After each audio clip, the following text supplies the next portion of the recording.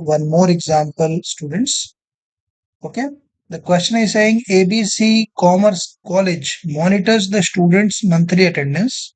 The average attendance percentage is calculated using the arithmetic mean before issuing examination hall tickets.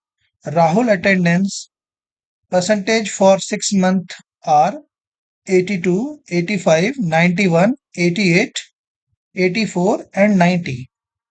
Calculate Rahul average attendance if the attendance for the fourth month was actually 92%.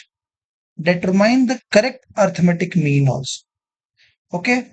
So let us understand how to solve this question. So arithmetic mean for the Rahul attendance will be the total of attendance for the 6 month where we are going to make a total of it.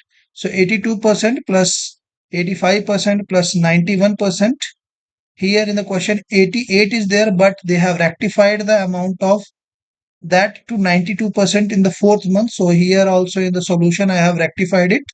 From 88 it will become 92 and 84 and again 90. So the total of this will become 5 to 4.